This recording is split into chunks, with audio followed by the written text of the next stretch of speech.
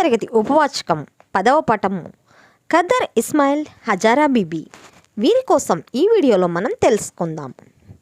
Khaddar Ismail Hazara BB భారత స్వాతంత్ర పోరాటంలో తమ జీవితాలను చరితార్థం చేసుకున్న ఆదర్శ దంపతులు ఖద్దర్ ఇస్మాయిల్ హజారా బీబీలు.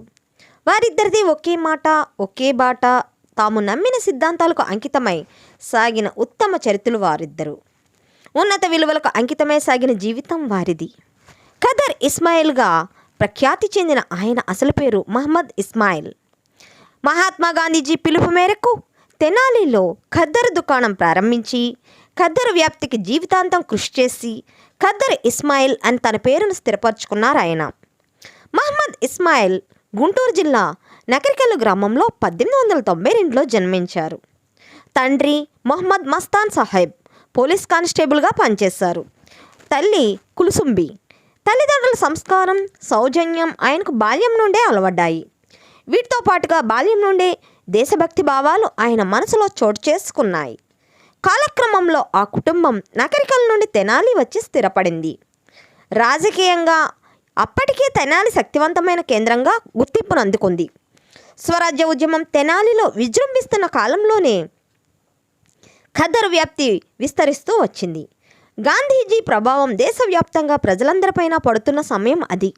మహమ్మద్ ఇస్మాయిల్ గాంధీజీ ప్రభావానికి లోనై మహాత్ముడి మాటనే తన జీవన మార్గంగా మలుచుకున్నారు.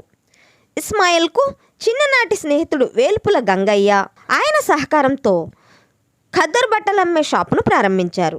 కేవలం ఖద్దరు బట్టలు మాత్రమే అమ్మడం కాదు, ఖద్దరు ఉత్పత్తికి సంబంధించిన రాట్నాలను, దూది, చిలుపలు, తకిలీలు తదితర సామాగ్రి తెచ్చి ఆసక్తి గల వారికి అందుబాటులో ఉంచారు. తెనాలి పట్టణంలోనూ పరిసర గ్రామాల్లోనూ ఖద్దరు వ్యాప్తిని ప్రోత్సహించారు. తాను ఖద్దరు ధరించారు. ప్రజలందరినీ ఖద్దరు ధరించవలసిందిగా అర్థించారు. ఆయన ప్రోత్సాహం వల్లనే గుంటూరు జిల్లాలో ఖద్దరు ఎంతో ప్రచారంలోనికి వచ్చింది.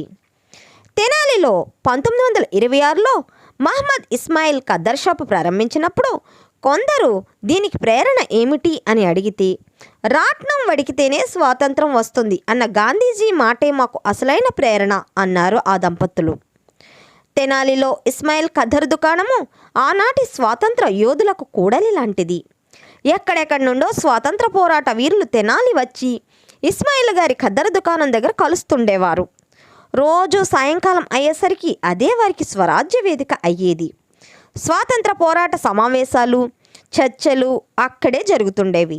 సుప్రసిద్ధ నాయకులైన కళా వెంకట్రావు, శరణు రామస్వామి, వెలువోలు సీతారామయ్య, నన్నపనేని వెంకట్రావు వంటి వారందరూ ప్రతిరోజు ఆ ఖద్దరు దుకాణం దగ్గరికే వచ్చేవారు. ఆనాటి సుప్రసిద్ధ స్వాతంత్ర సమరయోధులు ఆచార్య ఎన్జి రంగా, డాక్టర్ భోగరాజు పట్టాభి సీతారామయ్య వంటి వారందరూ ఇస్మాయిల్ను ఎంతగానో అభిమానించేవారు.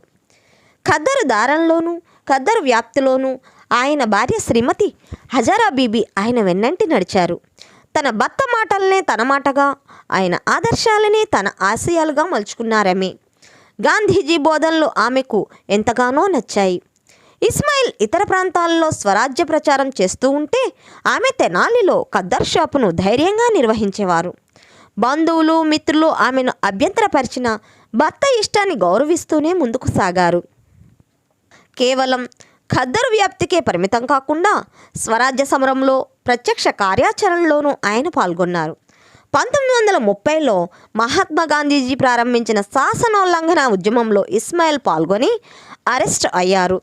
ఫలితంగా బ్రిటిష్ ప్రభుత్వం ఇస్మాయిల్కు 18 నెలల కారాగార శిక్ష విధించింది. ఇస్మాయిల్ శిక్ష అనుభవిస్తున్న కాలంలో ఆ కుటుంబాన్ని హజారా బీబీ ధైర్యంగా నిలబెట్టుకొని ఖద్దరు వ్యాప్తి ఆగిపోకుండా కొనసాగించారు. ఈలోగా గాంధీ ఇర్విన్ ఒడంబడిక వచ్చింది. దానితో ఇస్మాయిల్ జైలు నుండి విడుదలయ్యారు. తిరిగి స్వాతంత్ర పోరాటంలో పాల్గొన్నారు. తీవ్రంగా లాఠీ దెబ్బలు తిన్నారు. మళ్ళీ జైలు జీవితం అనుభవించవలసి వచ్చింది.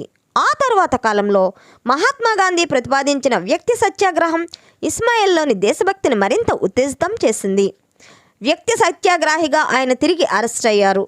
ఈసారి 3 నెలల జైలు శిక్ష, 1500 రూపాయల జరిమానా విధించబడింది. ఇస్మాయిల్ ఆ జైలు శిక్షను ఆనందంగా అనుభవించారు. కళ్ళు, సారాయి దుకాణాల ముందు నిలబడి పికెటింగులు చేశారు ఆయన. ఉప్పు తయారు చేయడంలోనూ ఉప్పు పంపకం చేయడంలోనూ గుంటూరు జిల్లాలో క్రియాశీలకంగా పనిచేశారు ఆయన. మహాత్మా గాంధీజీ 1942లో ఆరంభించిన క్విట్ ఇండియా ఉద్యమం కూడా ఇస్మాయిల్లోని దేశభక్తికి అద్దం పట్టింది. సాధించు లేదా మరణించు అన్న మహాత్ముడి సందేశాన్ని తన గుండె నిండా నింపుకొని క్విట్ ఇండియా ఉద్యమంలో ముందుకు సాగారాయన. 1942లో క్విట్ ఇండియా ఉద్యమంలో తెనాలి రైల్వే స్టేషన్ను ధ్వంసం చేసినప్పుడు ఆ ఉద్యమంలో ఆయనతో ఆయన కుమారుడు 7 సంవత్సరాల వయసున్న తమిజుద్దీన్ కూడా పాల్గొన్నాడు. గాంధీజీ 1945లో ఆంధ్ర ప్రాంత పర్యటన చేస్తున్నప్పుడు ఇస్మాయిల్ మహాత్ముడిని కలిసి తన వ్యక్తిగత విరాళం అందించారు. చివరిగా జైలు శిక్ష అనుభవిస్తున్న కాలంలో ఆయనకు కామెర్ల వ్యాధి సోకింది.